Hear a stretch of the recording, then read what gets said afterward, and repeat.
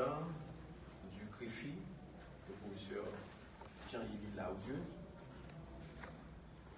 mesdames, messieurs les représentants de Avocats sans frontières Canada, présents dans la salle,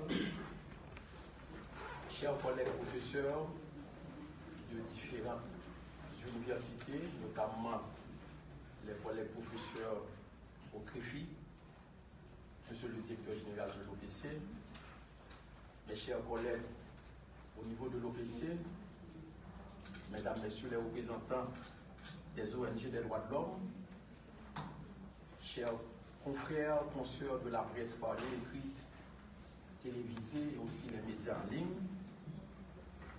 mesdames, messieurs, j'ai le plaisir, à ma qualité de protecteur du citoyen et de la citoyenne, de prendre la parole dans le cadre justement de cette cérémonie solennelle de signature de l'accord de partenariat entre l'OPC et le CREFI, avec pour objectif, entre autres, de promouvoir la médiation comme démarche privilégiée de prévention et de réduction de la violence. Sans vouloir faire ce matin un diagnostic de la situation globale d'Haïti, il y a lieu de dire cependant que depuis plusieurs décennies, Haïti a connu des scènes de violence avec de graves conséquences sur le pays. Et ceci en l'absence de politique préventive ou de médiation entre les acteurs ou bien les protagonistes. Et aujourd'hui, chers amis, on peut dire, sans risque de se tromper, la situation ne fait que s'aggraver avec différentes formes d'intolérance à tous les niveaux, dans tous les domaines. Sur le plan politique, intolérance politique. Sur le plan social, intolérance sociale. Sur le plan religieux, intolérance religieuse. Sur le plan culturel, etc. Nous avons cette pratique de régler nos différends, nos litiges, nos contentieux, nos conflits par la force des armes, des méthodes violentes au lieu d'envisager des solutions pacifiques ou de choisir la voie de la négociation, la voie de la médiation. Aujourd'hui en Haïti, l'arme de la dialectique fait souvent place à la dialectique des armes. Et c'est bien dommage. Je salue les efforts du professeur Élie Laudieu et de toute l'équipe infatigable du CREFI qui depuis plus d'une vingtaine d'années, près d'une trentaine d'années même, interviennent dans le domaine de la promotion de la médiation comme méthode par excellence en matière de conflit. Félicitations donc, distingué professeur, car vous avez formé plein de gens, plein de générations, et vous continuez à le faire avec brio. Je vous demande d'applaudir, s'il vous plaît, le professeur.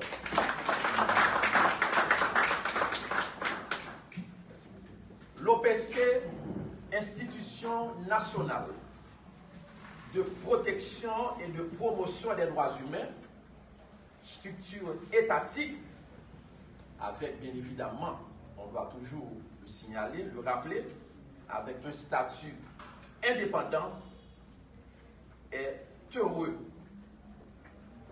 de se mettre à côté des responsables du CREFI dans la perspective de promouvoir davantage la médiation, comme je l'ai dit tantôt, comme démarche privilégiée de prévention et de réduction de la violence en Haïti.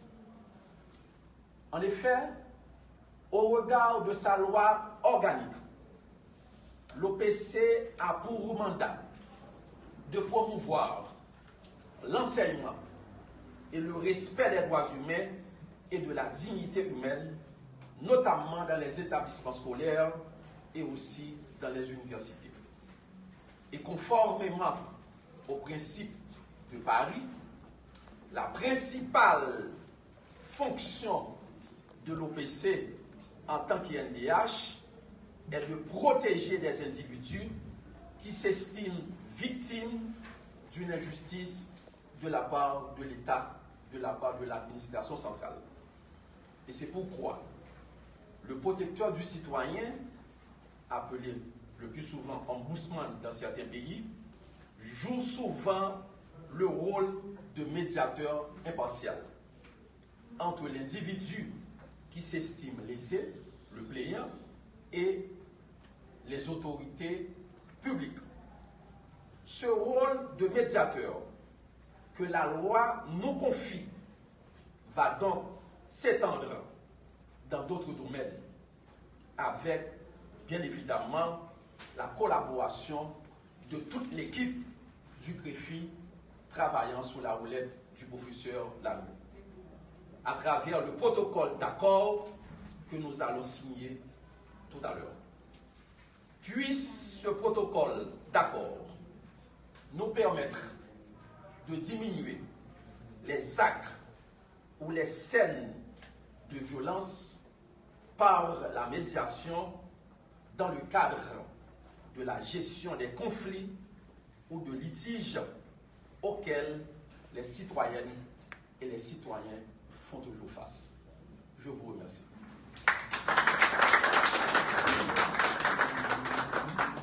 J'ai l'honneur de prendre la parole en cette occasion spéciale, en cette enceinte, dans le cadre du partenariat entre le CREFI-UZ et l'OPC pour la mise en œuvre du programme de master en médiation éducative et sociale. Mes propos, qui seront brefs, traduisent l'état d'esprit qui m'anime dans le cadre de cette expérience de recherche sur la médiation que je conduis depuis près de 4 ans pour ma thèse de doctorat, encadrée par le professeur Jean Larieux du CREFI et de Jacques Béziers à l'Université de Caen-Normandie en France. Je tiens à remercier les responsables de l'Office de la protection du citoyen, OPC, en particulier Maître Bonayenové, et Maître Amos Auguste, qui nous ont chaleureusement accueillis ici dans ce local, en parlant du personnel du CREFI pour moi, lors des diverses rencontres qui ont précédé cette cérémonie. Les multiples échanges que nous avons eus nous ont permis de comprendre le souci accordé à la médiation et son importance dans la construction d'une société saine et viable. On a besoin de rappeler à quiconque que la société haïtienne traverse une crise sans précédent et que ceci affecte les secteurs vitaux de la nation en profondeur. Pour plus d'un, ces situations paraissent sans issue et laissent perplexes en dépit des efforts consentis par les différents acteurs sociaux. Pour d'autres, il s'agit d'une reconfiguration de notre système politique et social pour laquelle de nouvelles dynamiques doivent être mises en place pour contrer ce délitement du lien social. Comment appréhender cet empêchement qui fait obstacle au développement du pays?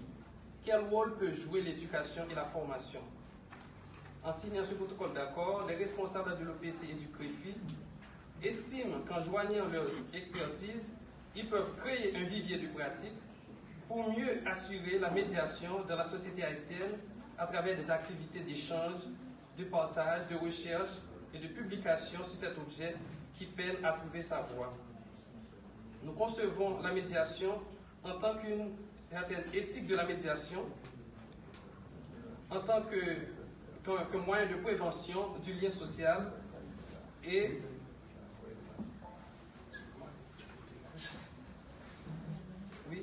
comme moyen de prévention, de créer et de recréer du lien social et rétablir la confiance entre les acteurs sociaux et en donnant sens à l'activité socio-professionnelle. Ceci peut amener les différents acteurs sociaux, les individus, à pouvoir se retrouver, à pouvoir pratiquer un nouvel état d'esprit et créer un certain bien-être pour le bien de la communauté. La médiation apparaît comme un soft power dans un contexte où les richesses matérielles, qui sont le hard power, se font de plus en plus rares dans un contexte d'inégalité sociale et économique qui suscite de conflits permanents. Libérer la parole entre les protagonistes, débattre autour de nos différends, n'est-il pas le moyen de pouvoir construire cette société que nous rêvons tous? Merci. Membres de la presse, nous vous remercions d'honorer de votre présence la cérémonie de signature du protocole de collaboration entre le CREFI et l'OPC. Nous remercions tous les collègues du CREFI et de l'OPC qui ont assuré le suivi de ce projet de convention et qui ont rendu possible la rencontre de ce matin. Les personnes sont là. Je peux me passer de les citer, elles se connaissent. Il y a eu du travail. Et très rapidement, pour situer la nature de la médiation, je dirais qu'il s'agit d'un concept complexe, dont la polysémie lui permet de se décliner en des pratiques multiples, dans des champs privés, institutionnels et collectifs. Médiation entre des particuliers, médiation familiale, médiation dans les entreprises, médiation d'affaires, médiation d'entreprises de presse, médiation communautaire, médiation administrative, politique, éducative, sociale, juridique, au sens civil et pénal, par exemple.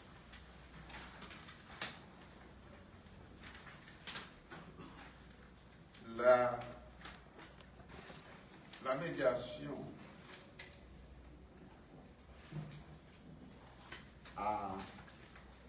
depuis le 19e siècle en Europe et dans le monde anglo-saxon acquis ses lettres de noblesse.